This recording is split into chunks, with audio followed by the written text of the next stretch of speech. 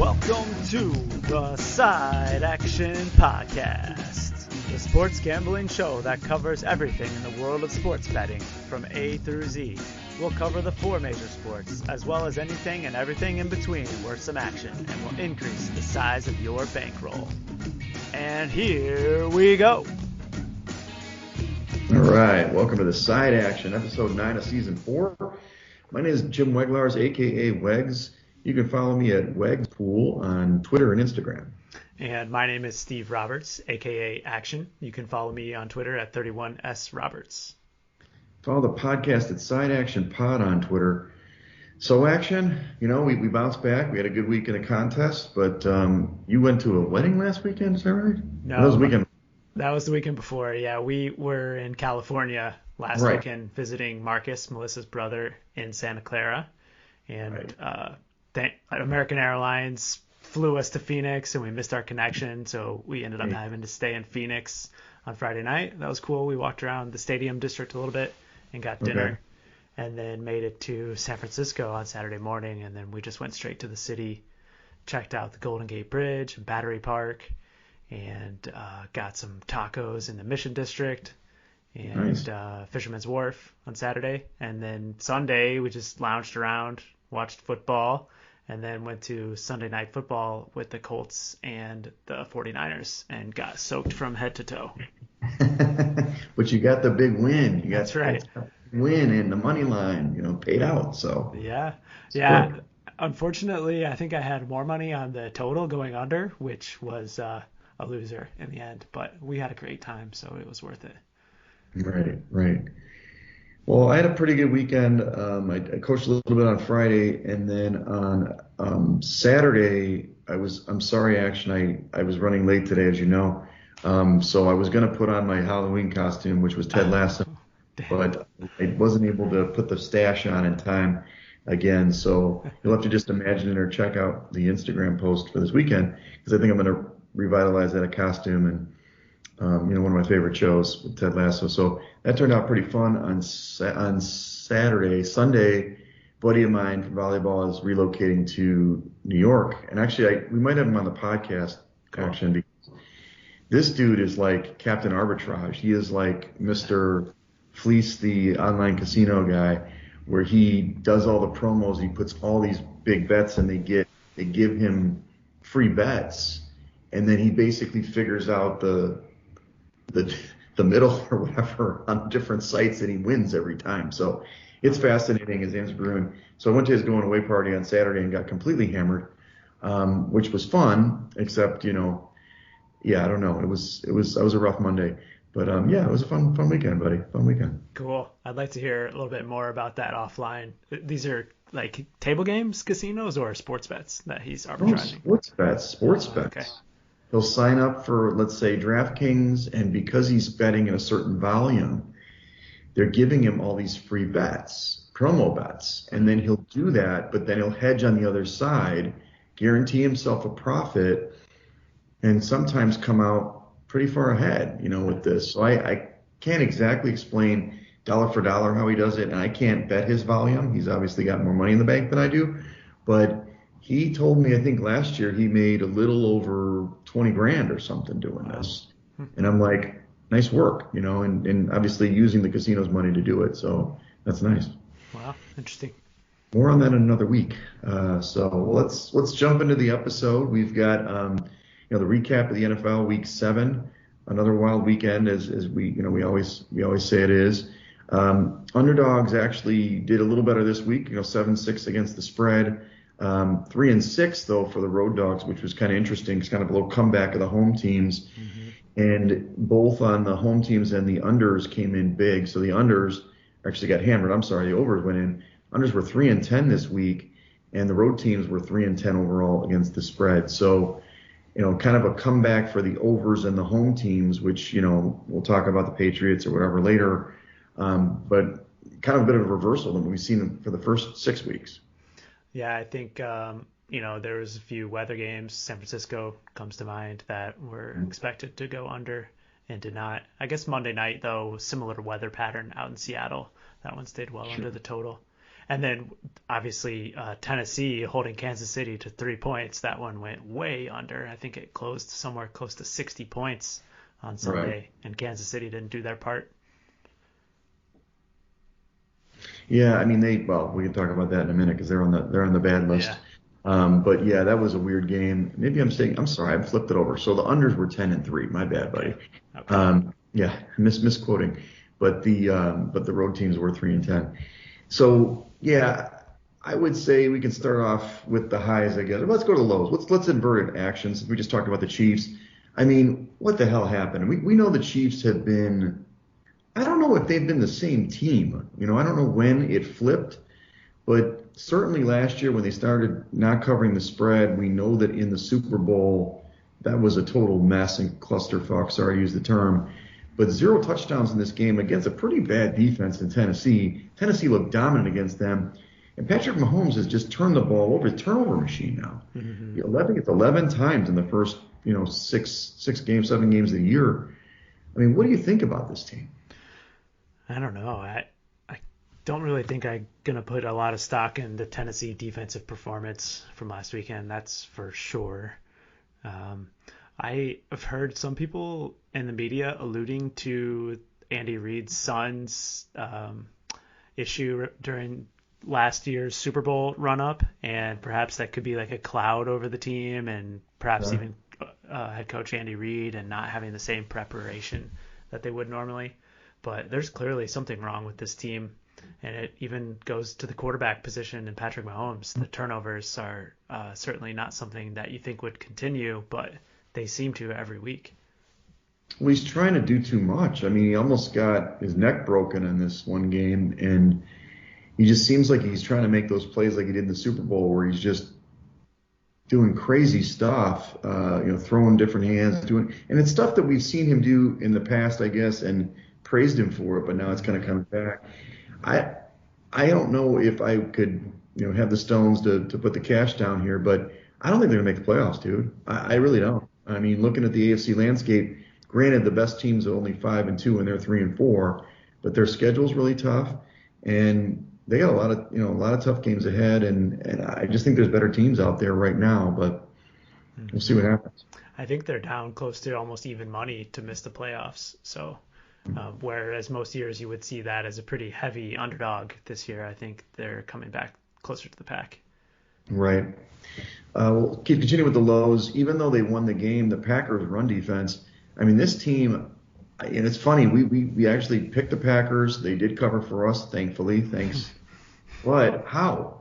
They gave up 195 yards rushing in the game. They were outgained 430 to 304. Somehow they could not. They only allowed 10 points. I don't know what happened to Washington in the red zone, or at least inside the 30. But this team is a classic. If you've heard the podcast before, this is an action phrase: a paper tiger. This is a paper tiger, isn't it? Yeah, definitely. We certainly were on the wrong side of that game, but we're lucky to get the win in the win column. I think it was the red zone efficiency. I didn't see much of it at the bar on Sunday morning, but 0-4 in the red zone, and I did read later that Heineke had a fumble in the red zone that ended up going through the end zone for a touchback, which he celebrated, which was pretty funny. But I think you're spot on that rush defense, 6.7 yards per carry from the Washington football team, and I got a feeling that the Chase Edmonds and company are going to rack out some yards tonight for the Cardinals. There you go. Is Chase on the fantasy team? He is, yeah. I know you already got your guy Murray on there. So the other one I have is Sam Darnold. We mentioned it a little bit last week, and I guess I didn't get on board with it in the moment to go with the Giants, but we did talk about it in the handicap. This dude, he's regressing back to the mean, to his mean, where he's not good. And so he got pulled in this game.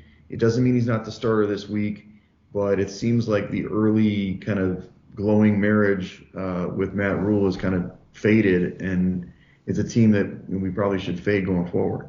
Yeah, you can sign me up for that. Darnold, I think they started 3-0 against the spread, and now they've lost 4 in a row against the spread, and it's completely attributed to Darnold's poor play.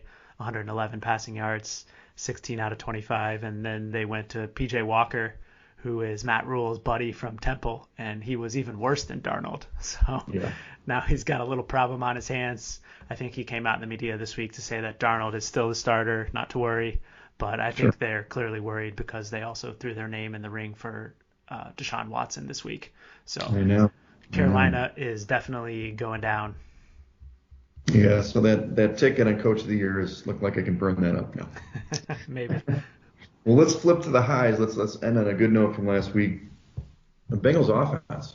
Now, it's a little bit deceptive because this game was a little closer than the score appeared, but what Cincinnati could do this year, what they couldn't do last year, they didn't score a touchdown against the Baltimore in 2 games last year. They lit it up. They scored 5 touchdowns this week. Jamar Chase is the man, 200 yards receiving. A lot of them were just big plays. He broke some tackles. I mean, this dude is just doing it every week. But I do think the defense is, we kind of talked about this in the handicap last week. Their defense is coming through, and, they were able to get it done. Yeah, they did really well against that Ravens rushing attack, especially stopping the running backs. I think that Lamar had a few yards himself, but they really focused on the dive, and they stopped that Ravens rushing attack. And it was a low-scoring affair in the first half, but Cincinnati just turned it up in the second half, going to Chase for several long plays, and the big touchdown was a backbreaker for the Ravens. Right, for sure. Our next high is, thankfully, Action was able to talk me off the cliff of the Jets because they were not ready for prime time, or at least daytime, when they played the Patriots. The Patriots they were pulling all the stops. They were running reverse passes and doing everything, scoring 54 points in this game. They could crush the Jets 54-13, and wish they could play the Jets every week because they just destroy this team. 551 yards? Oh my God! And 32 first downs. I mean, this is an offense. Yeah. Mac Jones was awesome. It was an incredible display by that team, and I think you mentioned it. One of the either a wide receiver, somebody threw a touchdown pass in the first series of the game, and then Derrick Henry threw one right after that for the first 2 touchdowns of the day. But it's probably a little bit of an indictment on the Jets defense too, I would say. Yeah, they didn't look good. I put this one in for our favorite proxy, WJW, Enterprises or whatever, DJ Ward Enterprises. Derek Carr, he's playing great. I listed him as the side action MVP. I'm not sure if you agree with me on that, but he completed, 31 of 34 for 323 yards in the big win against Philadelphia, and he's played great since Gruden's been gone. He seems like he's liberated in some kind of way. Yeah, it certainly does. He's playing really well. Another MVP performance. I know Dave was pretty pumped about it, and thanks to you, Wags, for talking me off of the Eagles last week. That could have been an L for us. Hey, that's what we do. We talk each other off as the proverbial ledges, right? Yeah. You listed the Titans. We obviously talk about the Chiefs. They played like crap, but the Titans actually played really well, and they actually rose to the occasion. They played, maybe the Chiefs aren't the top in the AFC, but in years past they have been, and then they beat the Bills on Monday night. So they did what they needed to do to get the big win, and they're right there. Yeah, now in first place in the AFC for that number 1 seed, at least, because they own the tiebreaker over Buffalo. Mm-hmm. But, just a 6-day stretch, 2 games that certainly before the season they did not think that they were going to get into the win column. And you got to figure that's going to bring them some momentum going into the big divisional matchup against Indianapolis this weekend. Yeah, no doubt. And then lastly, it's your team. You saw them. I thought they played really well. They've been playing really well in general. They've turned it around. I think Frank Reich's got the troops, focused anyway. They got a big match against Tennessee, but you said despite Wentz, they got the big win against San Francisco. Yeah, I mean, despite his boneheaded turnover in the red zone, which I think I texted you when he just flipped the ball directly to the linebacker. I saw someone post the video from the Adam Sandler movie when he was playing quarterback, and he just throws it right to the defender. It's really funny. But he was impressive despite that. Not a ton of passing yards, obviously, in the monsoon, but they got 2 huge PI calls against the Niners in the first half that led to extended drives, and both got them points. And it showed that Coach Reich has some confidence in him to let him push the ball down the field. And I think the two of them got off to a little bit of a rocky start this season due to his injuries, but it's clear that they have a pretty good marriage there between them, and I think it's going to continue in a positive direction. Yep, and you listed Jonathan Taylor. He's my guy, and got 107 yards. He played really well. So we'll talk about that matchup later in the pod. Mm-hmm. We'll skip to the injuries. It's happening right now. We've got COVID issues in Green Bay with Devontae Adams and Alan Lazard. I guess they didn't play, so I don't know how Green Bay is going to win this game. But Rodgers can hit anybody, so we'll see what happens in this handicap tonight. But more importantly, it's not an injury. It's a guy that maybe will help the Bears being out. Matt Nagy. He's out. He's not at Hallis Hall, thank goodness, but it's kind of weird. It's funny how everyone in the media has that same reaction. Well, this could be a positive for the Bears, actually. Exactly. And then J.J. Watt, you listed this. This was interesting. People were talking about, trying to keep Watt healthy for the year. This guy gets hurt every year. I mean, he's been a great player in the past. Missed another rest of the season now with a shoulder injury, which is a bummer. How you think it's going to have a big impact on the Cardinals D, though? Maybe not on the field, but I definitely was reading that he's become a huge positive for the locker room and just getting that team, especially on the defensive side of the ball, to act as one unit. So I'm hopeful that it won't impact them, but I think it could be a hit to their morale, at least. Right. You've also listed Miles Sanders for the Eagles. He's questionable with an ankle injury, and that could be important in that game because it's not like it's a slam dunk on that one. Mm-hmm. Let's go over the ratings and rankings from that we looked. There's not a lot of changes from last week, but I did want to list one highlight. So I've still got the Bills at 1 and then Cardinals 2. Bucks are at 3 now with the Rams and then Cowboys, so a little bit of a flip-flop. Had to list number 6, though, the Bengals. They creep up in a number 6 hole, and then just behind them are your Colts and then the Patriots. So, the thing about my index right now, because it's only 7 weeks old, it's definitely there's some volatility in these games, like the Pats. They jump up all of a sudden out of nowhere. But the Bengals have been playing pretty good, and it's nice to see them crack the top 6. Yeah, I mean, when you compare that to the DVOA rankings, which do take into account opponent adjustments, which obviously we've talked about before, the WEGS index does not. They're really close at the top, which I think is incredible. You've got the Bills, Cardinals, and Rams and Bucks all in the top 4, and Cowboys 5. I think where we may see some different variance is down just below that, obviously, with the Colts and the Patriots being higher. DVOA does have Cincinnati in the top 10 at 9 as well. So pretty close. I think it's impressive so far how the WEGS index has been picking winners and keeping up with DVOA, certainly. Let's hope we can keep picking those winners, Action. We'll see. That's right.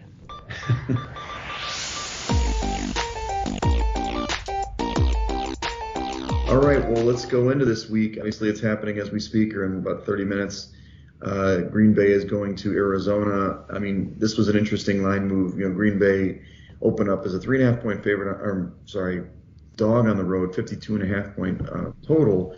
It's all the way to 6.5, across the board and in the contest with a 50.5-point total. We don't pick these games usually this early, but it's one of these situations where it seems like with the Devontae Adams being out and also Lazard that it's all going to Arizona, but it's a lot of points against Mr. Rodgers.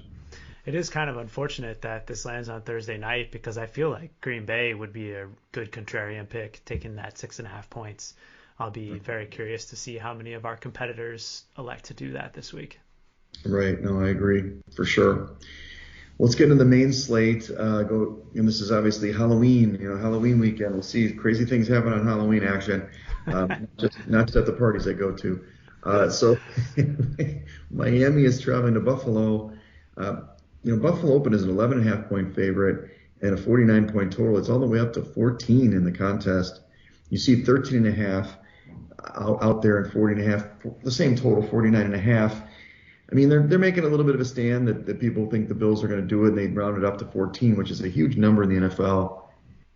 I don't know. I mean, the number's pretty close, actually, in my index. Miami should have probably won the game the other day against Atlanta, or they had a chance. But you said there's a big matchup difference with these teams, and we saw it early in the season when Tua was on the field, and now he's back. Any love for the dog here on the road? No, I don't think so. You're Okay. right. I think we took Buffalo in the first matchup, or at least we talked about it. I can't remember if they made our card. They talked you out of it. I wanted to take Miami. That's right. Yeah, I think that's right. And then they beat the Dolphins 35 to zip. And Mhm. that was the game that Tua got knocked out early in the first quarter. And Right. Jacoby Brissett came in and went 24 of 40 for 170 passing yards, but obviously they did not score. So I think that I still think that Buffalo has a pretty distinct matchup advantage against Miami, and Right. I think that they're going to be extra motivated this week, coming off of the tough loss on Monday Night Football to Tennessee, and add that in that they had to buy a little bit of extra time for Coach McDermott and company to throw in some wrinkles for Miami. So if this was any normal week, I would probably think that 14 was too much and want to steer clear, just given how close proximity it was to the first matchup. But I think because there's that bye week in there, they could throw a little curveball to the Dolphins. What are your thoughts? I agree. I mean, when I list basically when I list the games at the end, nobody sees the outline but us. But I list the games that there's kind of a differential, and I guess I misspoke before. I actually had this game at more like a 18, 20 point, Mm-hmm. according to index. So 13 and a half seemed a lot more appealing, but I guess 14, it's only a half point, but it's kind of a key number. Not that I'll get on board with Buffalo, but they have been a really good team at home besides that Steeler game. So Mm-hmm. I don't know if I can get on board with this one, but it is a And lot of. they have been smashing their opponents too. They're covering in the four ATS wins by an average of 11 points per game above the Right. spread. So, assuming they were favorites in most of those games, they're actually covering that spread by an additional 11 points per game. Yeah, So that shows that they have the propensity to run it up. They certainly don't hold back on the scoreboard. they do. And there's the ambulance action. I know you were missing it from the Ridge studio. You've got it, baby. All right, it's back. Well, do you want to color this as a yellow, or you just want to stay away? It's too many points. Yeah, no, I think that I would like to put Buffalo in the maybe category. Okay. Putting yellow on that one. All right, well, let's get to the next one. Carolina is going to Atlanta. Atlanta opens up as a 2.5 point favorite at home and a 48 point total. It's basically that. It's up to 3 now in the contest with a down tick at 46 point total. Atlanta has played better. I mean, they didn't cover for us last week. That was our only non-cover, right, action. Right. We missed it by a half point. But they have been playing better. Matt Ryan's playing better. We talked about what's going on with Sam Darnold. This team's in a tailspin. I don't know, man. It's a tough situation. I don't know if I trust. I mean, Atlanta's at home. That's Mm-hmm. definitely helpful. Um, any thoughts here? Yeah, I lean to Carolina. I mean, excuse me. No, I lean to the Falcons.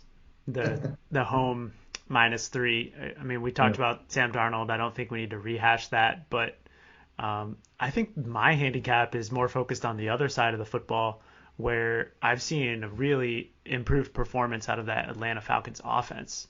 They Mm-hmm. have now covered 2 games in a row. Technically, against the closing number, I think it closed one and a Okay. half against the Dolphins, Oh, so we can gotcha.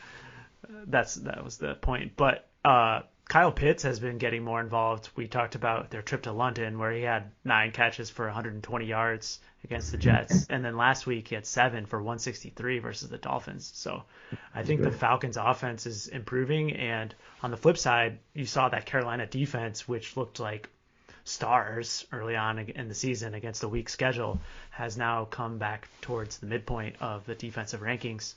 So I think that Carolina could be a play here at 3. You mean Atlanta, right? Atlanta, yeah. I did it twice. I did it twice. We're just trying to confuse you, America. That's all. Okay, well, man, we chase Atlanta again. We could put in yellow. All Put in right. yellow. There are a lot of picks this week that I'm convicted on. So, Okay. all right, next game is Philadelphia against Detroit. Philadelphia opened as a 3.5 point favorite on the road, 49.5 point total. It's the same in the contest, 3.5, although consensus is kind of between 3 and 3.5. The total's down to 47.5. Look, Detroit is playing hard. I mean, they did what they could against the Rams. They actually covered the number. Technically, they were huge dogs there on the road.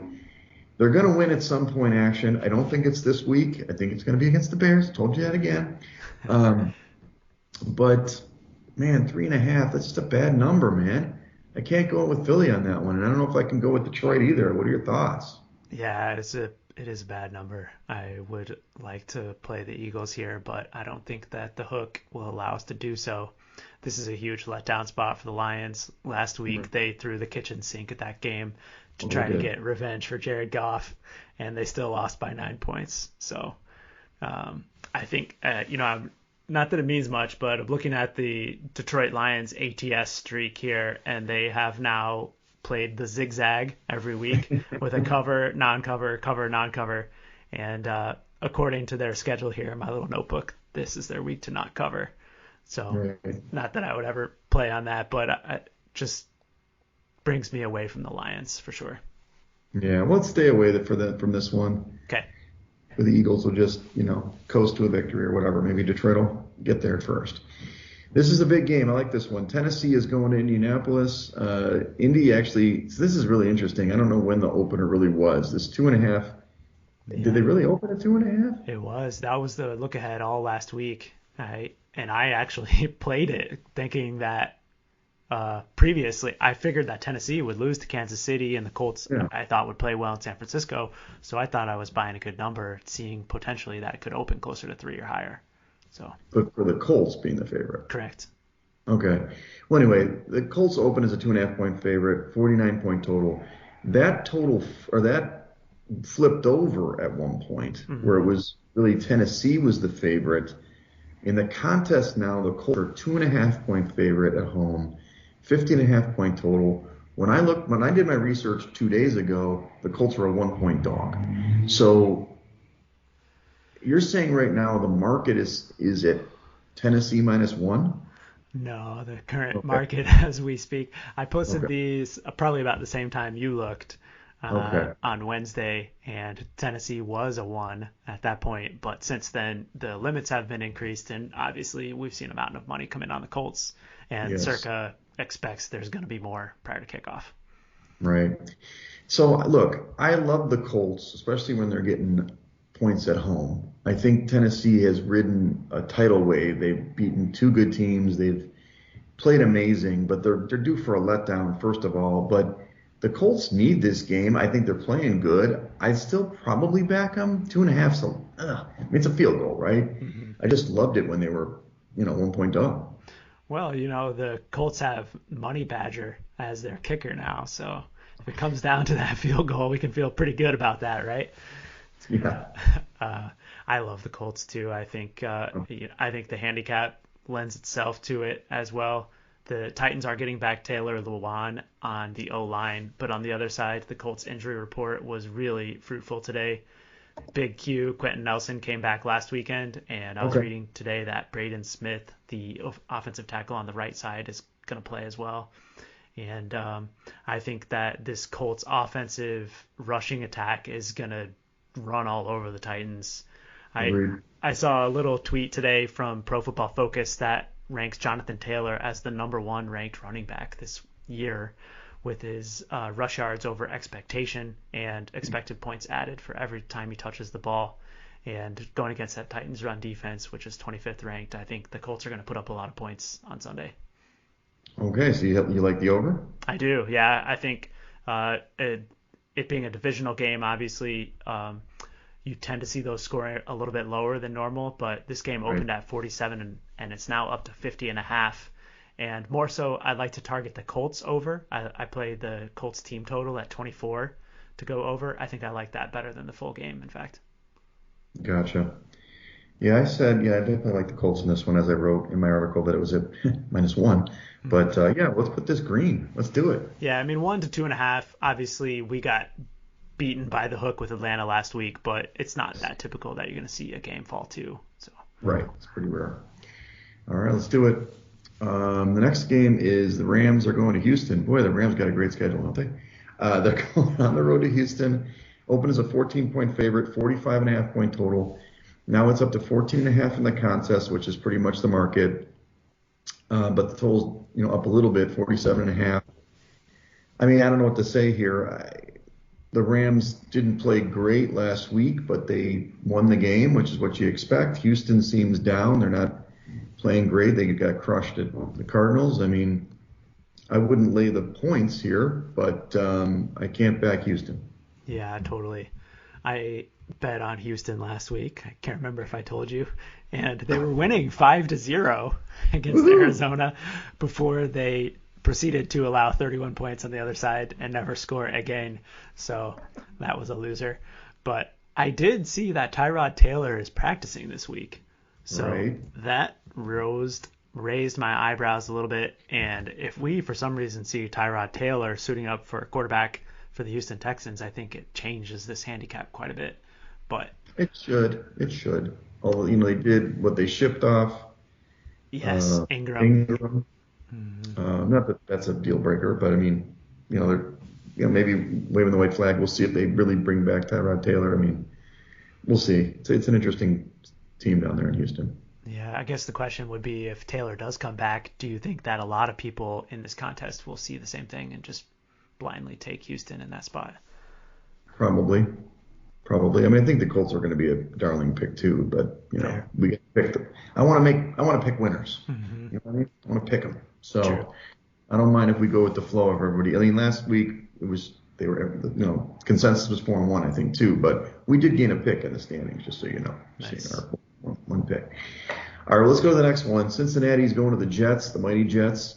Cincinnati opened as a 3.5-point favorite on the road, 45-point total.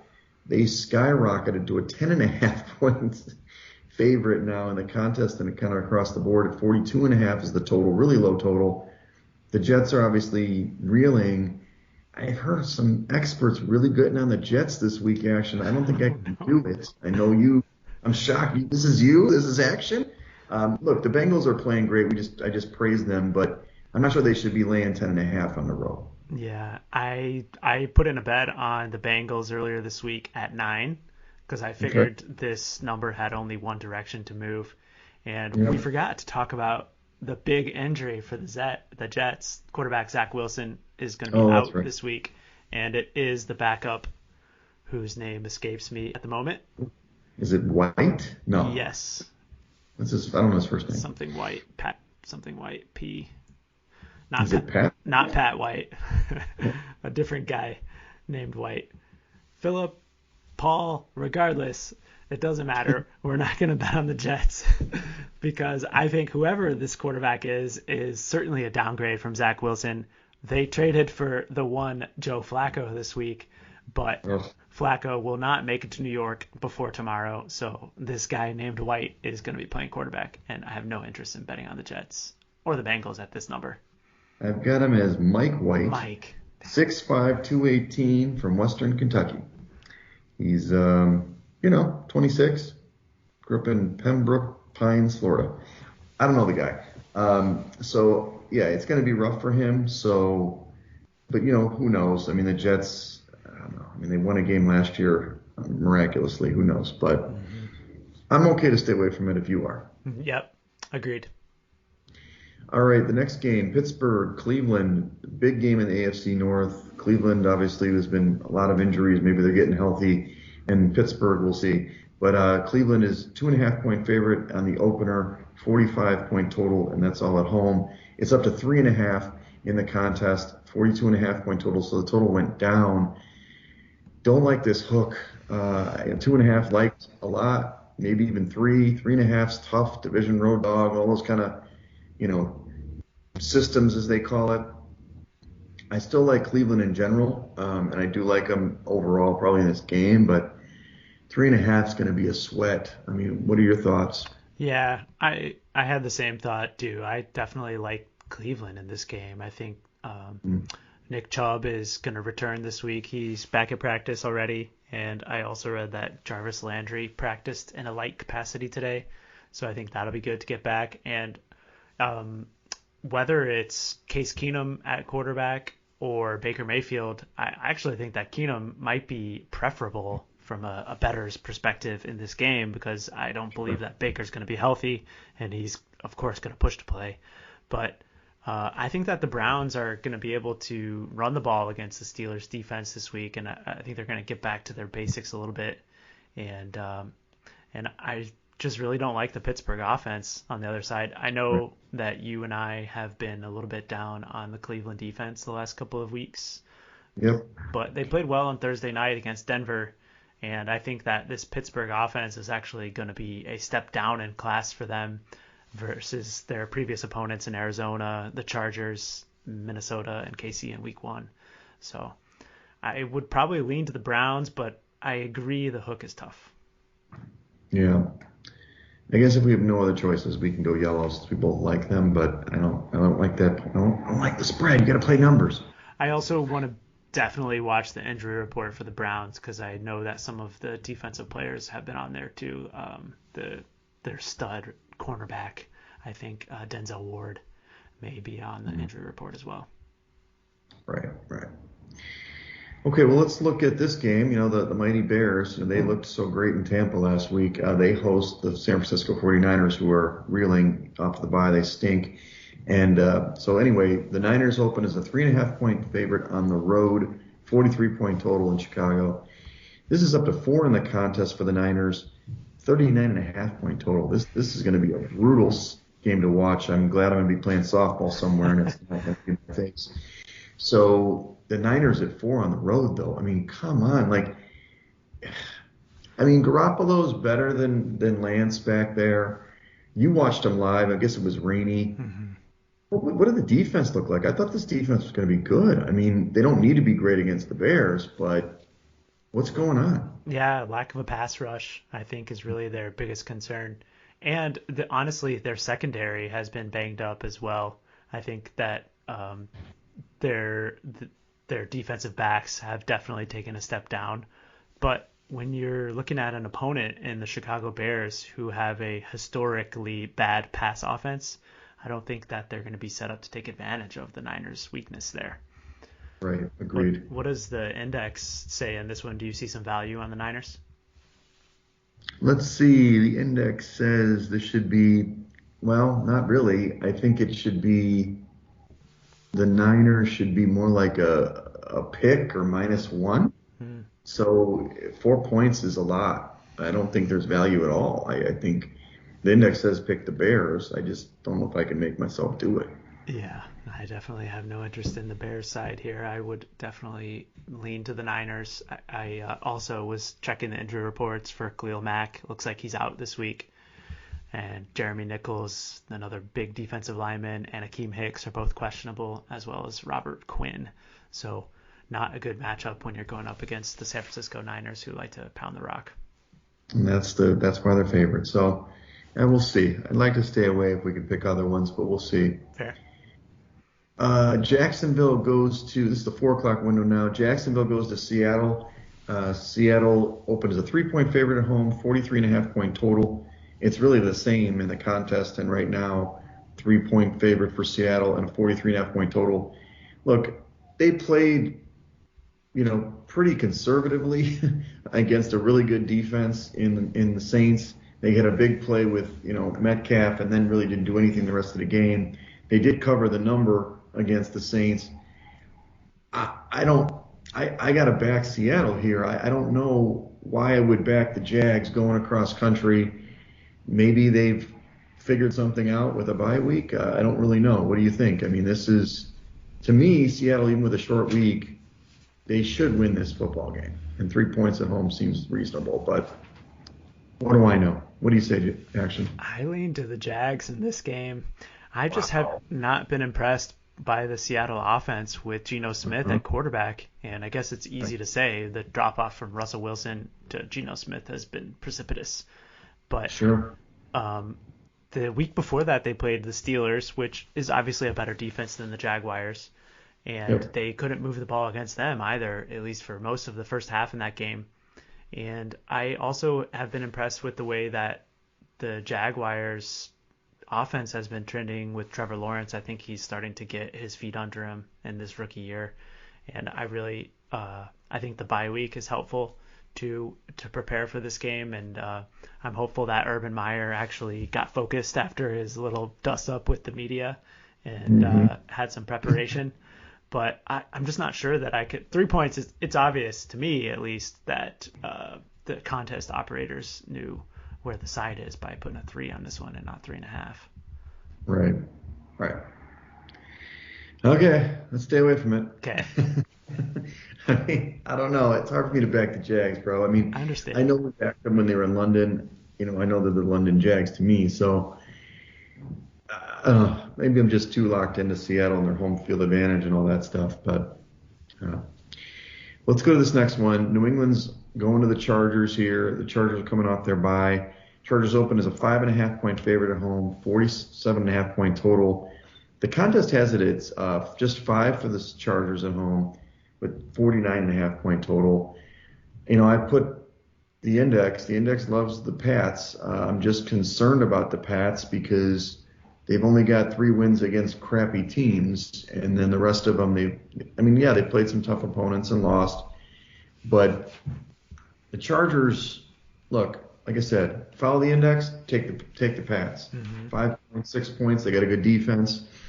I just don't know. I mean, do you think that Belichick's going to have something for Herbert here? Yeah. I mean, last year they put a hurting on Herbert. And I was just going to pull that up. I think it was a Herbert game. It was, in December. December would have been Justin Herbert at quarterback. The Patriots won 45-0 in New England. Foxborough. But my handicap is just knowing how the Chargers defense invites the run. And I think Damian Harris and that Patriots running game has really been playing well lately. And I think that he's in for a big day. And the Pats could potentially have a pretty substantial edge in time of possession, which gives them a little bit more value, especially at a 5-point spread. So I lean to the Patriots here. I know you kind of lean that way too. Are you having some hesitation? No, I do. I just, the biggest thing is, this team got 2 crushing wins against the Jets and then a win against the Giants. So it doesn't mean they have to win the game. But, using kind of my simple logic, can I see the Patriots winning this game? It's hard for me to see, but covering the number, sure. I mean, I also think it's a nice under game. I don't know. The total ticked up. Maybe it's because the theory is the Pats are going to get out to a quick lead with some running, and then Herbert's going to bring it back with the pass. But I like the under in this one. Yeah, I mean, the Patriots put up 50+ points last week too. That could have some sort of recency bias towards the total there. What do you think about the coaching matchup between Staley and Coach Belichick? Do you think that Belichick still has the edge, even though Staley is this up-and-comer? I think overall, yeah. I mean, I think that Belichick's going to have a better game plan. I think Staley might be a better in-game coach, at least takes risks anyway. Yeah. He's obviously using metrics and thinking ahead, which I don't think we've seen Belichick do that against like Peyton Manning or something, but I'm not sure about game plans yet. I don't know if he's going to have. This is a good example. I mean, I try to they can't stop the run. We know the Chargers aren't good against the run, but try to stuff the run, make your guy Jones beat you over the top and see if you do it. But let Bosa and the gang come after him and see what he can do. But I do think Belichick's still better, at least from a game plan standpoint. Agreed. Let's jump to the next one. Washington is going to Denver. Washington can't get a win. His defense is sort of improving, but they didn't get it done. Denver is open as a 4-point favorite at home, 44.5-point total. It's 3 in the contest for the Broncos. 3-point favorite at home, 43.5-point total. I list the Broncos in the index. I'm not sure why. I don't like this team whatsoever. But it just numerically, but I don't know. I mean, is Washington, they're playing better, aren't they? Yeah, I mean, if the box score is an indicator against the Packers, yeah, I guess. 1-6 against the spread for the Washington football team, with the lone win being against the Falcons. And, I mean, you've seen the number move really against them the last couple of weeks. Last week against Green Bay, and then the couple games before that against New Orleans. But I agree. I think it's really tough for me to want to lay points with the Broncos and the way Teddy has been not covering lately. I think they've dropped 4 in a row against the spread themselves. Right. And I'm just not sure that this is a team that I want to be backing. And on the other side, I don't know if I want Washington either. Taylor Heineke has not been playing that well lately. And so I'd be more inclined to just to pass this game altogether. And no talk of Fitzmagic, huh? We had talked a little about last week, and he didn't come through. I guess that's just not happening. Yeah, it's a great question. I haven't seen any rumblings about Fitzmagic this week. Yeah. Well, sounds like a stay away spot to me, even though I had listed it originally, which I'm okay with. Okay. Let's look at this one. The Bucks going to New Orleans. Bucks open as a 4-point favorite on the road, 50-point total.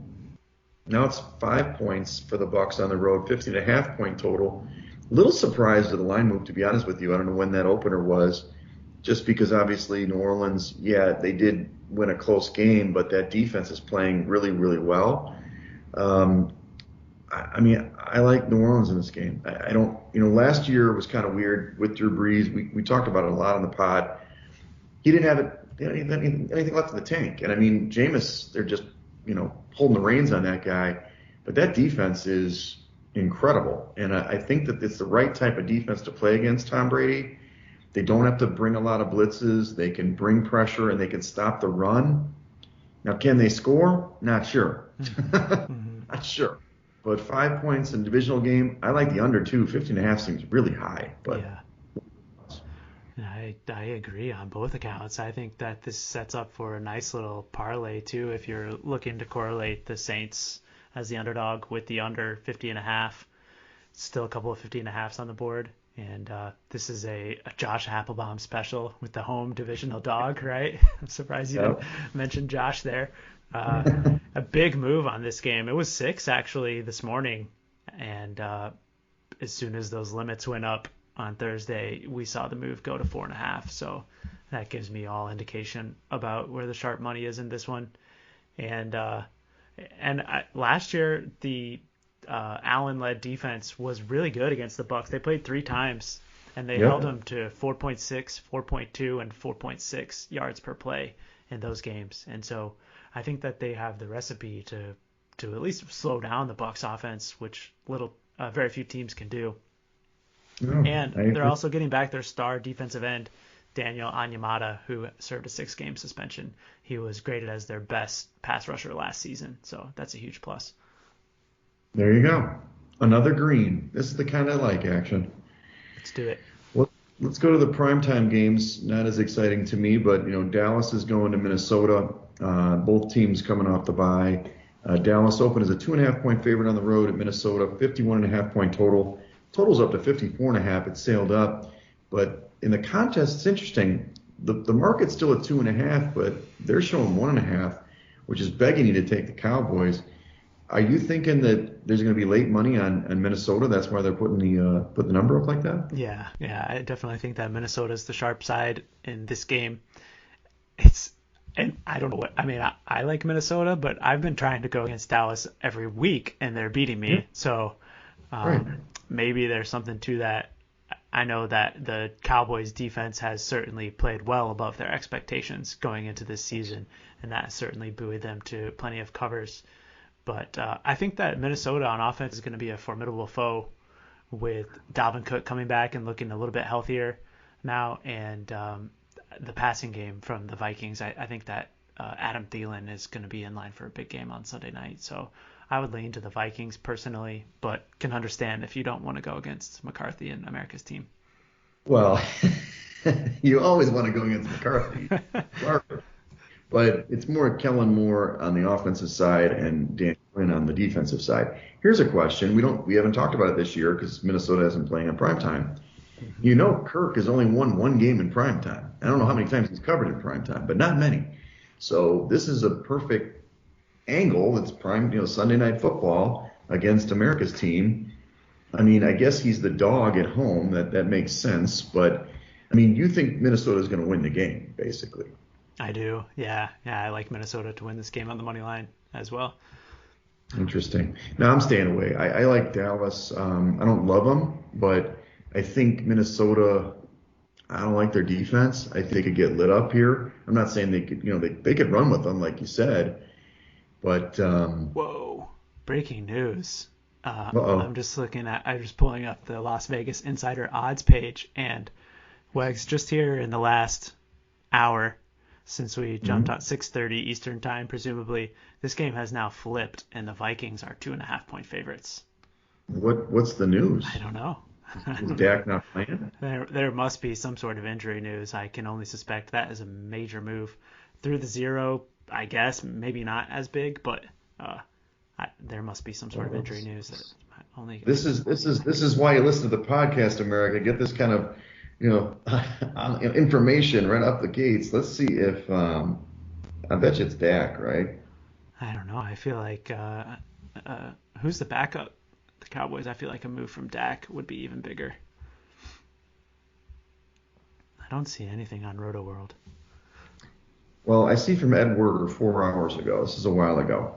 That Dak Prescott also said that he believes the calf injury was related to the fractured leg and dislocated ankle that ended last season. So he said he doesn't want his physical ability to compromise how he plays or limits Kellen Moore's play caller. So maybe it's got to be him. It's got to be. I mean, that to me, he is a big. I don't know about that big of a swing. Yeah. But now, to your point, this probably is going to be everybody's going to take the Vikings. Right. This is a contest. Everybody's going to pick it in the contest, right?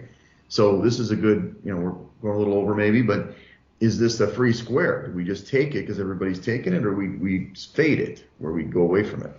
Yeah, or take the Cowboys. Is that what you're thinking?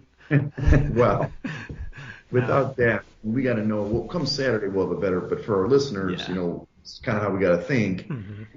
And we've done this last year. There was a couple games where like, oh, it's a free square, and it did. But it actually, I think it was a Broncos game or something. It was a free square, and it was like it wasn't a great. I mean, we won, but it was a sweat, right? Mm-hmm. Yeah, we'll certainly have to monitor this.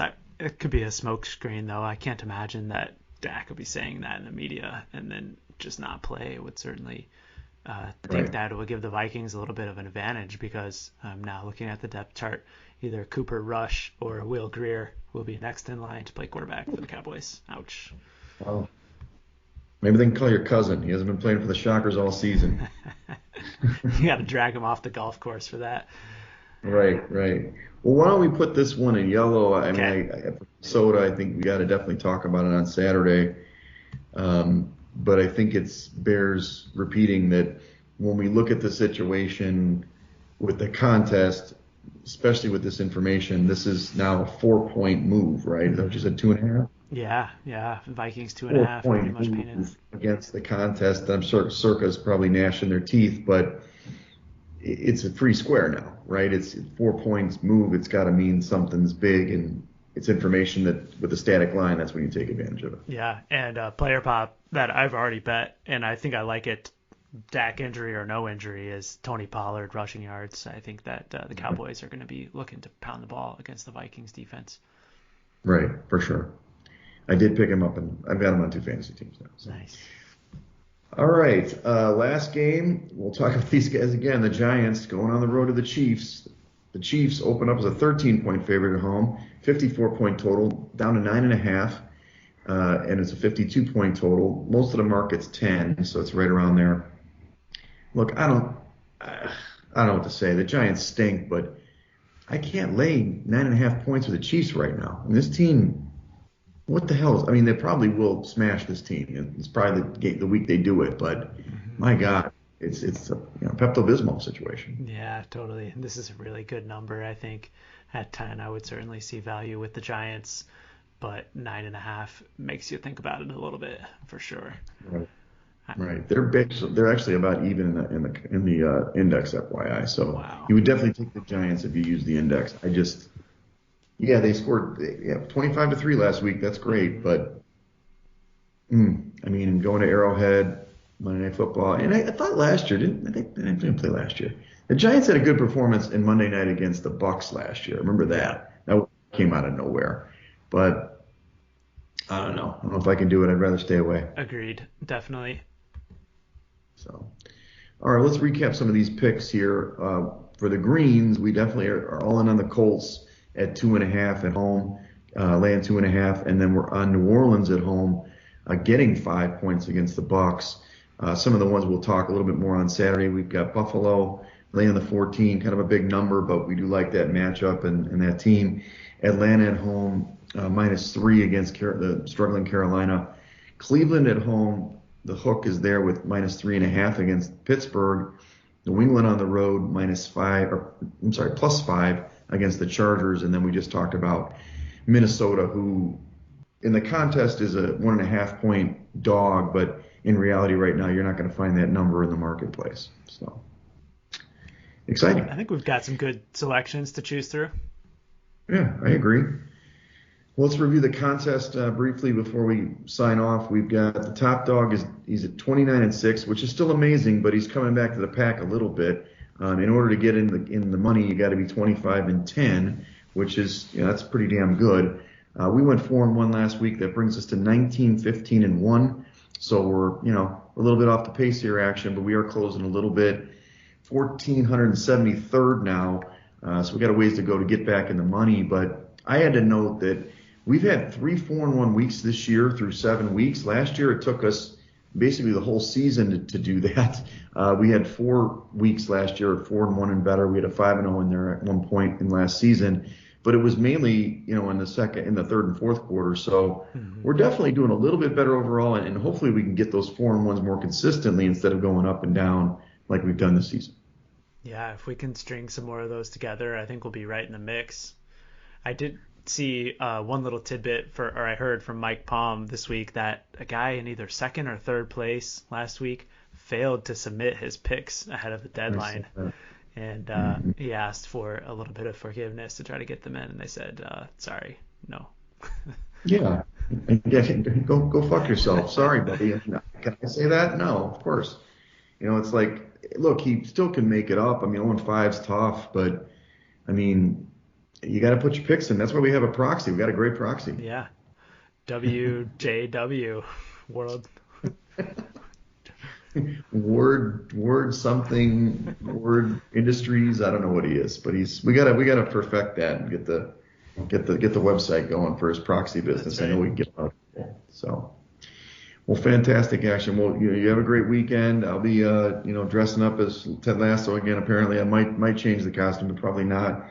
Gonna have hit a party, and then we're gonna have a costume softball game this weekend. So hopefully it'll be a lot of fun. Hopefully we'll get better weather than this crap that's outside. I don't know what your plans are. Cool. Yeah, we're just hanging around the house, getting some things done, putting the boat away for the winter, and then we've got a show on Sunday night that we're going to downtown. So looking forward to it. That's awesome. Well, excellent. Well, follow us at Side Action Pod on Twitter. Follow me at Wegspool on Twitter and Instagram. And follow me on Twitter at 31S Roberts. All right, let's get it done this week. That's a wrap for this episode of the Side Action Podcast. We appreciate all of your listens and thank you for joining us. We'll see you all again next week on Thursday for some more hot picks and side action.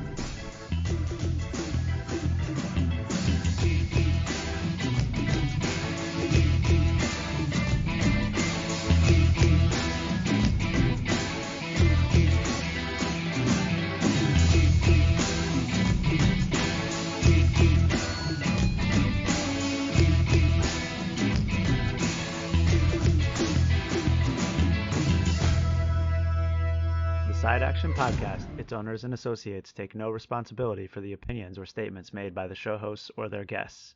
Statements or show topics are not necessarily the beliefs of this podcast, and opinions between talk show hosts may conflict. Individuals following the advice given on the podcast accept their own risk of losses from wagers made. As the Side Action Podcast, its owners, hosts, associates, or guests will not guarantee any advice given. The opinions and advice given on the Side Action Podcast is for entertainment purposes only. Gambling problem? Call 1-800-GAMBLER. Intro and outro and transition music credits. Song titles Jerry 5 and District 4 by Kevin MacLeod at incompetech.org. Licensed under Creative Commons Attribution 3.0. creativecommons.org/licenses/by 3.0.